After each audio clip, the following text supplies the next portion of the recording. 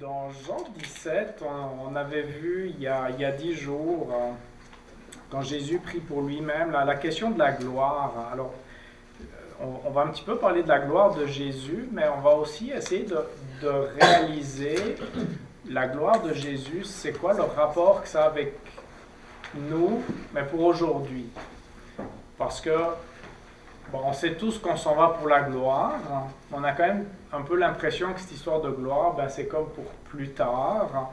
Mais aujourd'hui, qu'est-ce que ça peut avoir comme impact dans nos vies, le rapport qu'on a avec la gloire de Jésus? Alors dans Jean 17, à partir du verset 4, les versets 4 et 5, on voit Jésus qui prie pour la gloire du Père et sa propre gloire. Au verset 4, il dit, j'ai révélé, donc c'est Jésus qui parle au Père, j'ai révélé ta gloire, donc la gloire du Père, sur la terre. J'ai terminé ce que tu m'avais donné de faire. Maintenant, Père, révèle toi-même ma gloire auprès de toi, en me donnant la gloire que j'avais auprès de toi avant que le monde existe. Le psaume 19 au verset 2 dit « Le ciel raconte la gloire de Dieu ». Je ne sais pas si vous vous souvenez de ces photos qu'on voyait avec ces satellites, télescopes qu'on a envoyés dans l'espace. Il y a eu Hubble à une certaine époque, là, il a vieilli, on l'a remplacé par un nouveau qui s'appelle James Webb, qui a envoyé des photographies encore plus belles. J'en ai une, mais je vais pas vous la montrer maintenant, mais si vous voulez voir une magnifique photo de l'espace, j'en ai une dans ma tablette. Donc, on ne peut pas le voir. Pas maintenant, tantôt. Non, parce qu'ils ne la verront pas sur Zoom, ça serait très injuste. Mais le ciel raconte la gloire de Dieu. Et puis là, il faut réaliser que le psalmiste qui écrit ça, il avait pas de télescope, il n'avait pas de satellite, il n'avait rien. Tout simplement, il était couché sur le dos, puis il regardait le ciel, et puis il était émerveillé, déjà. Et puis, il y a un autre verset que je veux lire, c'est dans 2 Corinthiens, au chapitre 4, verset 6, qui dit, en effet, 2 Corinthiens 4, verset 6, en effet, le Dieu qui a ordonné que la lumière brille au sein des ténèbres. Donc là, ça fait référence avec Genèse, chapitre 1, les versets 2 et 3, les ténèbres étaient là, et Jésus dit, Dieu, Jésus la parole, que la lumière soit, et la lumière fut. Donc c'est une référence ici à la création. Donc le Dieu qui a ordonné que la lumière brille du sein des ténèbres, a aussi fait briller sa lumière dans notre cœur, pour faire resplendir la connaissance de la gloire de Dieu dans la personne de Jésus-Christ. Donc imaginez-vous, il y a une comparaison que Paul fait entre la création de la terre et de l'univers, avec faire surgir des ténèbres la lumière, et voilà qu'il y a une comparaison qui est faite avec nos propres cœurs. Nos cœurs, à une époque séparés de Dieu, étaient dans les ténèbres, dans l'aveuglement, et voilà que de la même manière, il y a une brillante lumière qui est là, éblouissante, hein, comme tu disais. T'as les néons du plafond qui allument, et puis pour faire resplendir la connaissance de la gloire de Dieu dans la personne de Jésus-Christ. Ça veut dire qu'en regardant Jésus-Christ, il y a quelque chose qui doit nous éblouir, faire resplendir la connaissance de la gloire de Dieu. La traduction Sommer traduit pour y faire resplendir la connaissance de la gloire de Dieu qui rayonne du visage de Jésus-Christ.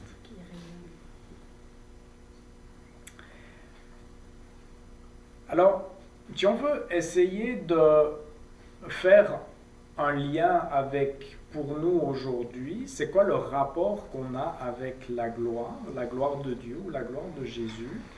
Mais c'est peut-être de se poser la question, pourquoi avons-nous été créés?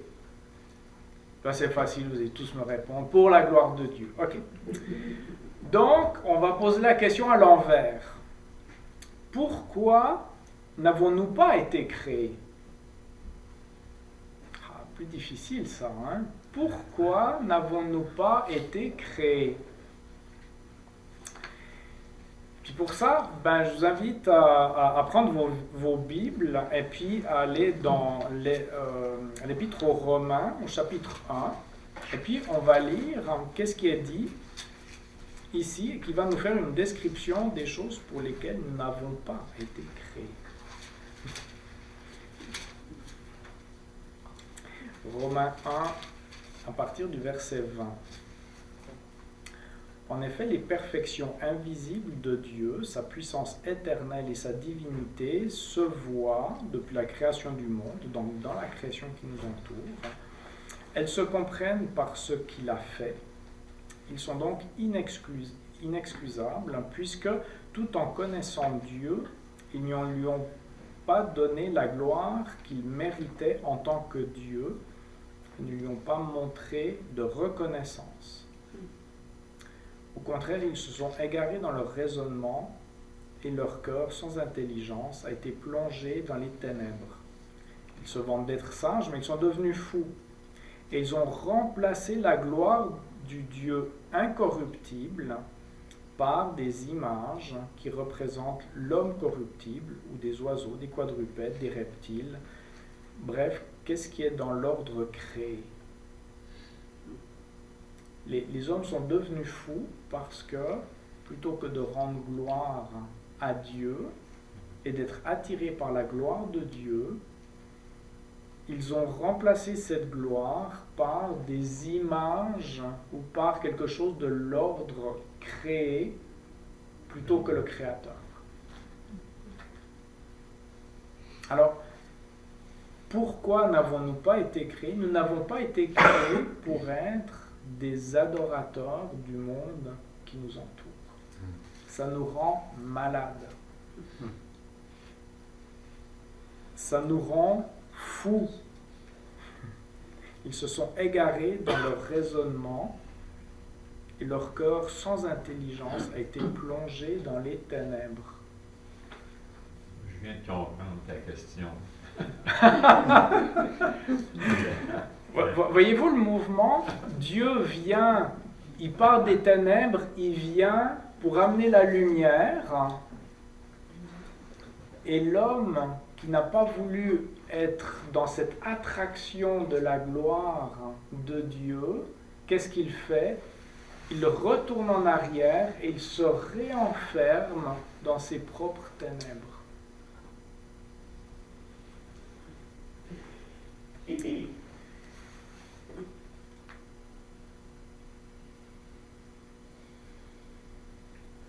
Et puis la création, je le mentionnais tout à l'heure, le ciel raconte la gloire de Dieu.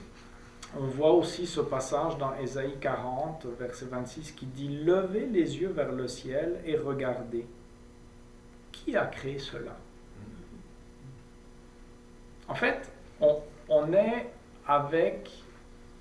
dans un cinéma géant qui nous présente des choses extraordinairement belles, mais pas qu'on soit en adoration avec ces belles choses, mais pour qu'on se dise c'est qui le scénariste, c'est qui l'auteur, exactement, qui est à l'origine, qui est le concepteur, qui est la personne qui a fait que les choses soient si belles, que cette histoire soit si bien racontée, etc. Qui a créé cela? C'est celui qui fait sortir les corps célestes en bon ordre, il les appelle tous par leur nom. Son pouvoir est si grand, sa force si puissante, que pas un seul ne manque.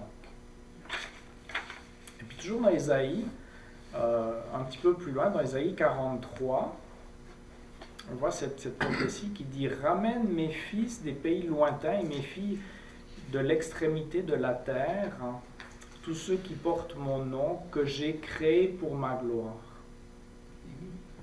L'Éternel veut rassembler ses fils et ses filles, tous ceux qui portent son nom, que j'ai créés pour ma gloire. Alors ça, c'est Ésaïe 43, la fin du verset 6 et le début du verset 7.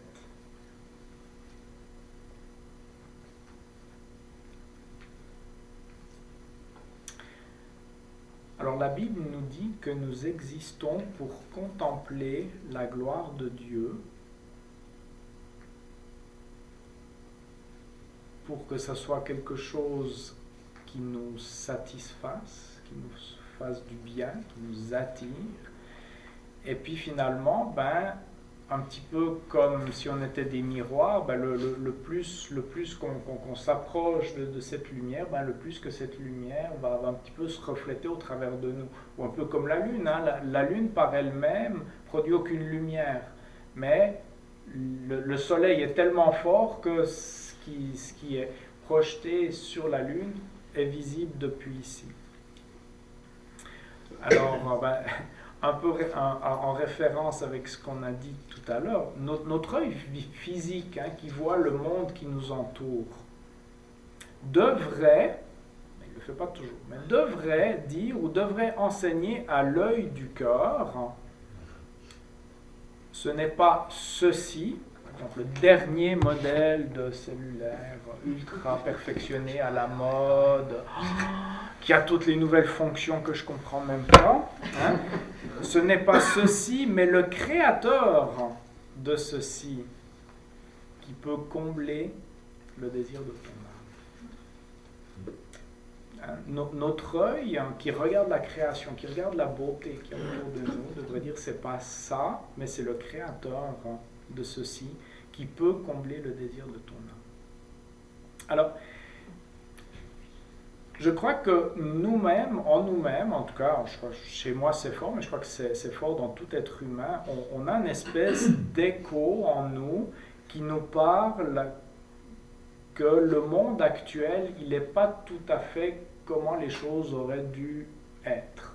C'est comme s'il y a quelque chose qui avait mal tourné, mais je pense qu'il n'y a personne qui vit dans ce monde et puis qui se dit, mais il est formidable ce monde, il est absolument parfait. Je pense... On a tous cet écho d'un monde perdu qui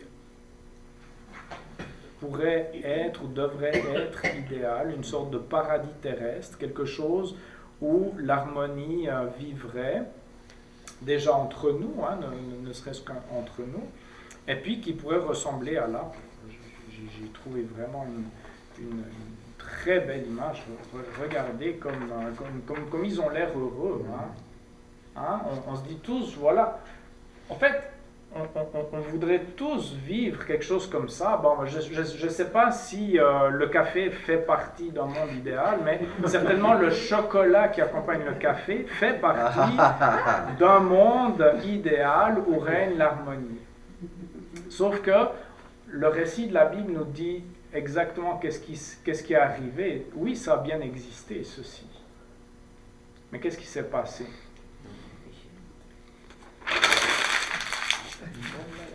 L'endorphine est partie. Ça vous a-tu fait mal au cœur de voir ça? Oui. Mais savez-vous quoi? Autant que ça puisse nous faire mal au cœur de voir ça, ce que je viens de faire, autant c'est pas le pire qui arrive. C'est même pas ça le pire qui arrive. Le pire, c'est que oui, ça a eu des répercussions au niveau de nos relations, mais ça a eu des répercussions par rapport à notre Créateur. Mais on est tellement habitué à voir les choses qui nous entourent comme étant les choses les plus précieuses qu'on ne réalise pas toujours que la relation avec notre Créateur a vraiment, vraiment été détruite. Essayons d'imaginer, c'est là que c'est difficile pour nous, que cette harmonie entre les humains, Adam et Ève, et leur Créateur, permettait à Dieu de se promener avec toute sa gloire, tout son être. Il pouvait se promener au milieu de son jardin, et Adam et Ève pouvaient se tenir tels quels, dans cette gloire, sans avoir besoin de se cacher, de se couvrir, de se justifier, d'accuser quelqu'un d'autre.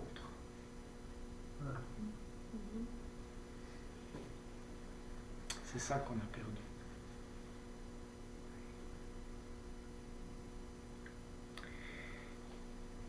Et si on passe toute notre existence à vouloir retrouver dans ce qui est dans l'ordre des choses créées autour de nous la guérison de notre âme, nous allons passer à côté du sens même de notre existence, de ce pourquoi on a été créé.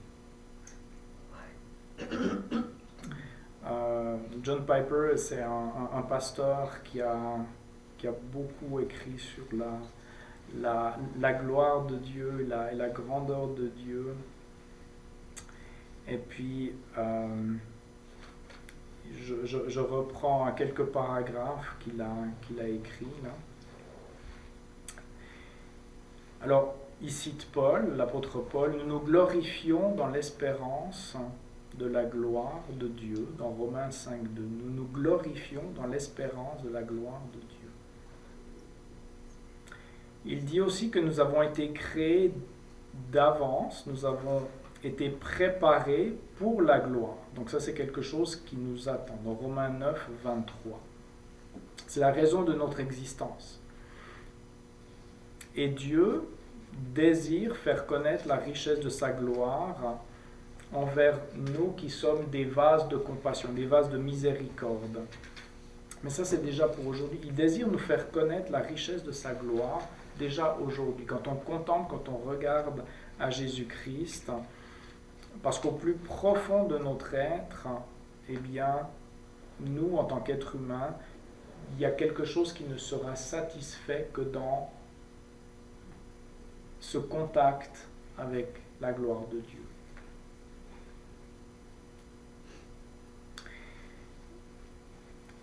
Il prend une image qui est intéressante.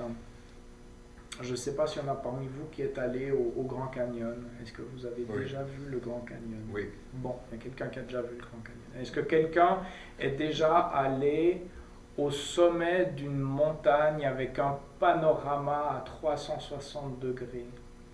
Machu Picchu, ça marche. Ça marche.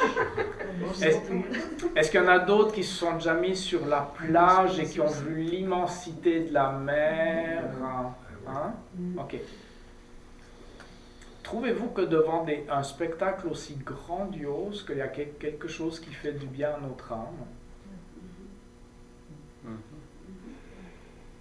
Et John Piper fait remarquer que c'est quand même spécial que quand on est face à quelque chose d'aussi grandiose, ça fait du bien à notre âme.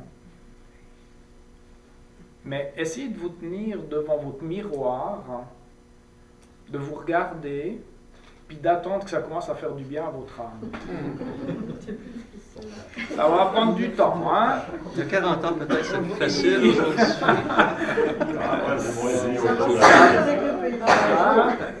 Ça marche pas aussi bien, hein? Ça va beaucoup plus vite avec un beau paysage. Voilà, hein? On dirait que on ne peut pas trouver en soi-même quelque chose qui va faire du bien à notre âme. Pourtant, regardez qu'est-ce que le monde... Dans les autres, moi, ça m'arrive de regarder des personnes, de les trouver beaux, pas forcément beaux physiquement, mais il y a quelque chose qui sort d'eux. Chez les autres, c'est ça. On est obligé de se décentrer. C'est ça.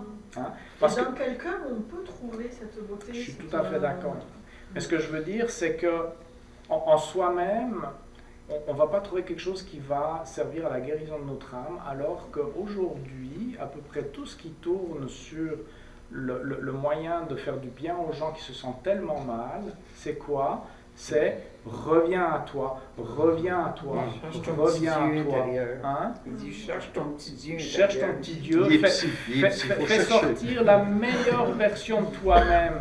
Mais regardez, recroqueville-toi sur toi-même. Voilà qu'est-ce qu'on est en train de faire. Hein? Cherche bien, tu vas trouver. Puis qu'est-ce qu'on est en train de faire? Qu'est-ce que la société est en train de nous dire? C'est vraiment pas de nous mettre sur la bonne piste. Alors que si on veut la guérison de notre âme, alors oui, on peut se tourner vers l'extérieur, mais idéalement, c'est pas ceci, mais c'est celui qui a créé ceci. Hein? Donc on a été créé pour avoir cette relation avec celui qui nous a conçus, aimés, voulus, désirés. et c'est dans ce contact avec cet être glorieux que nous allons trouver vraiment la guérison de notre âme.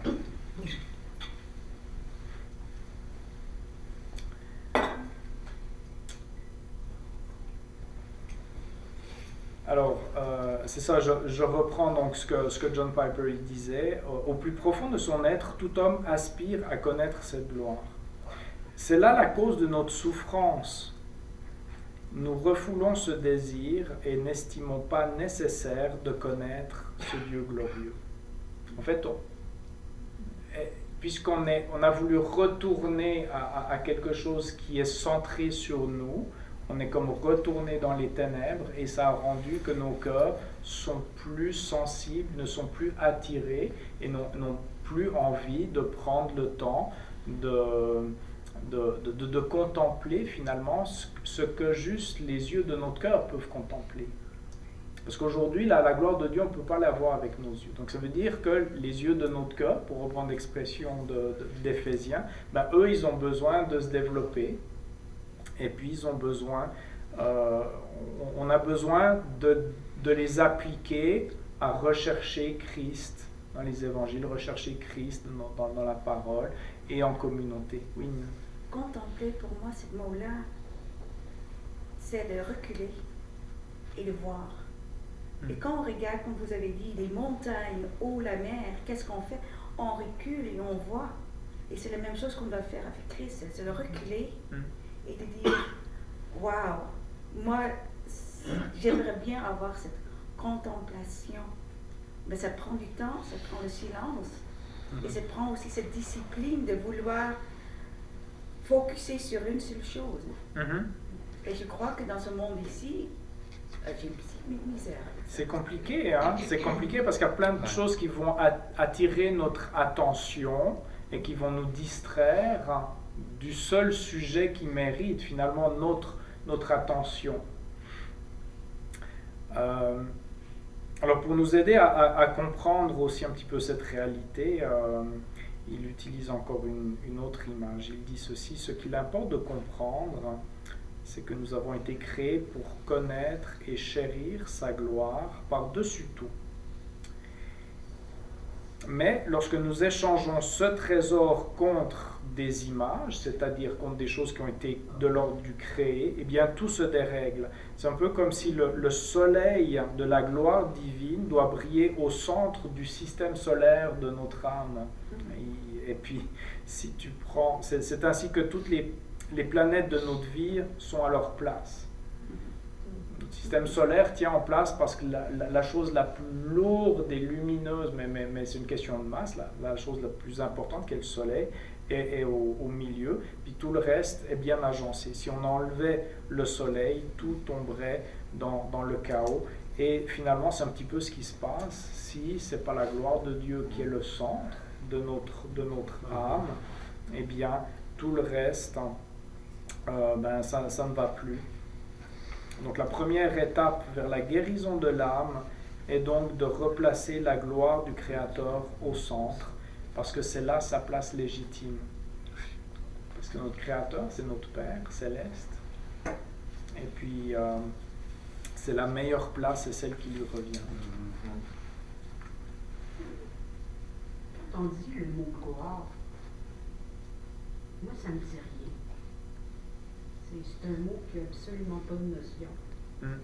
Mais par exemple, si on dit l'amour de Dieu, ben, je vois qu'il m'a pardonné, il m'a dirigé, il m'a permis d'être ici ce soir, il a pléni, je n'étais pas supposée venir, finalement tout est ouvert pour que je vienne. Mais le mot gloire, pour moi, je vois une personne qui va chanter, elle va paraître glorieuse dans sa chanson, là, tout le monde regarde vers elle, mais en tant que telle, mais par exemple, non, mais c'est ça, je veux dire, le mot gloire, pour moi, ça n'a pas de signification, ça n'a pas de connotation, j'ai pas de rattachement à rien, mais si tu me dis l'amour, tu me dis le pardon, tu me parles de chérir ses enfants, puis d'attendre qu'ils se calment pour pouvoir les corriger ou les diriger. Je vois une vie, je vois toute une concentration, je vois je vois un amour qui est infini, puis qu'il est tellement grand qu'il nous accompagne à tous les jours. Mais là, ça, c'est quelque chose pour moi. C'est plus concret, finalement, ça fait partie des choses que Dieu nous a données dans ce monde, de telle sorte qu'on puisse avoir des représentations à petite échelle d'une réalité plus grande.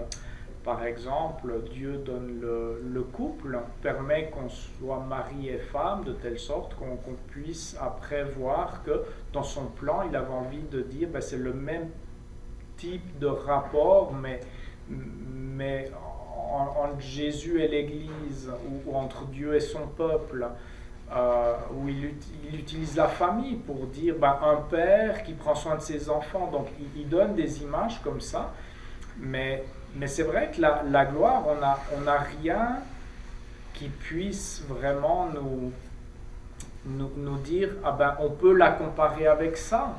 Parce que je veux dire, ceux qui ont eu des visions des lieux célestes, comme l'apôtre Paul, il dit ce que j'ai vu c'était ineffable, donc on n'essaie même pas de le décrire. Et puis on voit l'apôtre Jean dans l'Apocalypse, il se perd dans des superlatifs qu'il utilise tellement tout est plus. Et puis c'est juste quelque chose qui a un poids, quelque chose qui est d'une beauté, d'une sainteté, d'une perfection, quelque chose qui fait que ça nous détourne de nous-mêmes. En fait, c'est un peu le phénomène peut-être aujourd'hui qu'on verrait, c'est les chanteurs, on va parler d'un groupe que tout le monde connaît, vu l'âge vénérable de cette assemblée. Mettons les Beatles. C'est qui ça? Non. Hein? Mais tu avais des foules qui se chaviraient juste parce qu'ils passaient. Mais cette foule-là... Ils n'étaient pas guéris, par exemple. Non, ça ne les guérissait pas. Parce qu'en fait, ils orientaient leur adoration vers quelque chose de créé. Mais finalement, les gens qui crient ou qui... Ils sont momentanément plus préoccupés par eux-mêmes, mais par le sujet de ce qu'ils admirent. Ce qui est important, ce qui a du poids pour eux, c'est le sujet qu'ils sont en train d'admirer, c'est les Beatles. Le temps du concert, ils ne pensent plus du tout à eux-mêmes, ils pensent à quelque chose qu'ils sont en train d'admirer. Mais c'est momentané, c'est vrai, parce que tout sur cette terre, toutes les idoles qu'on peut adorer, elles vont toutes finir par nous décevoir et par passer. Alors que Dieu, lui, il est celui qu'on va pouvoir admirer, aimer, chanter, adorer, louer au siècle des siècles, sans se lasser, sans jamais être déçu d'avoir mis notre confiance sur lui. Et c'est en ça qu'il est glorieux. Il est glorieux dans le fait que tout ce qui le constitue est parfait. Son amour est parfait, sa justice est parfaite, sa science est parfaite, sa sagesse est parfaite, tout son être est parfait. Donc en ça, il est glorieux. Et puis, nous, on est dans cette admiration, mais tout de suite, pour nous, c'est de se dire, mais comment est-ce qu'on peut être attiré, puisqu'on a été créé pour ça? Ça commence pas quand on va mourir, ça commence aujourd'hui, et ça commence comment? En regardant le visage de Christ, qui est le reflet de la gloire de Dieu. Et c'est pour ça que notre attraction dans la parole de Dieu doit toujours être de rechercher Christ et qu'est-ce que Christ a fait. Et quand on voit tous les dons que Jésus nous offre, j'ai terminé, je reviens. Tous les dons que Jésus nous offre, la rédemption, le pardon, la justification, la réconciliation, la sanctification, l'adoption, puis on va s'arrêter là, il y en a d'autres, mais ce serait difficile de dire lequel est le plus précieux. Ils sont tous précieux. Chacun de ces dons que Christ nous fait est précieux. Mais remarquez que chacun d'eux, pour chacun de ces dons-là, rédemption, pardon, justification, c'est toujours nous qui sommes le sujet, le destinataire de ce don. C'est toujours en rapport avec nous. Alors,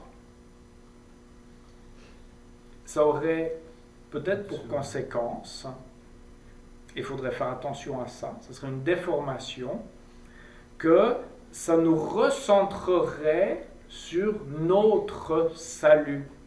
On se recroquevillerait un petit peu sur notre salut. Comprenez-vous? Sur notre personne. Et que ça pourrait même peut-être faire de notre personne l'axe de rotation de l'histoire de Dieu. Alors que, dans sa prière, que Jésus fait dans Jean 17, Jésus vient nous aider à corriger cela et à nous permettre justement à faire attention à ne pas ce réflexe de se recentrer sur soi-même, mais toujours d'être centré sur sa gloire.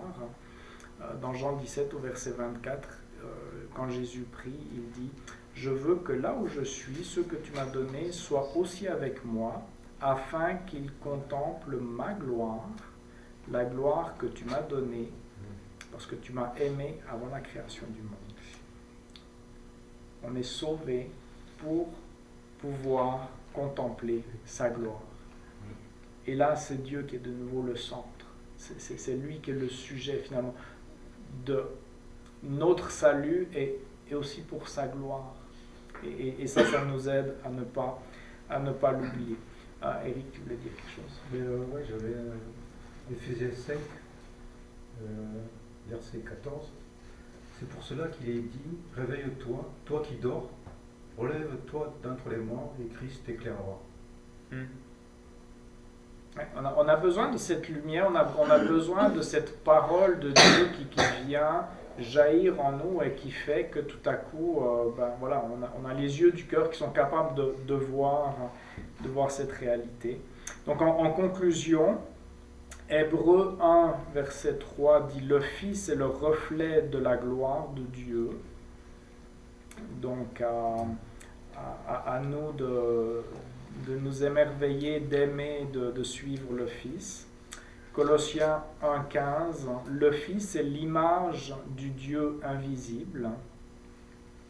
Et on se souvient que Jean 1,18 avait dit, personne n'a jamais vu Dieu. Dieu, le Fils unique, Jésus, qui est dans l'intimité du Père, est celui qui l'a fait connaître. Donc, par conséquent, dans l'Évangile, bien, nous contemplons la gloire de Dieu sur la face de Christ.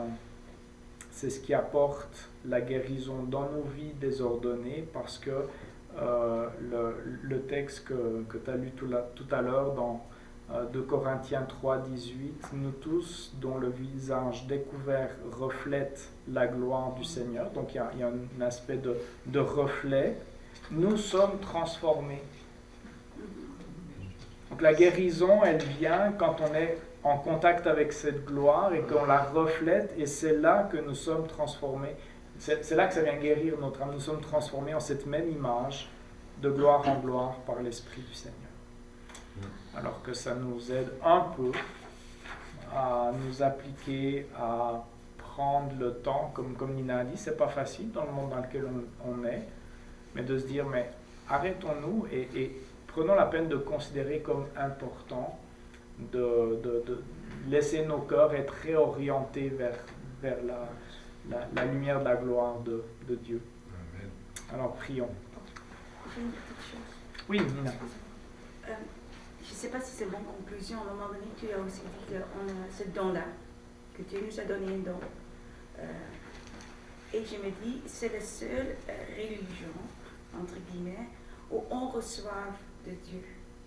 Toutes les autres religions autour, tu dois donner.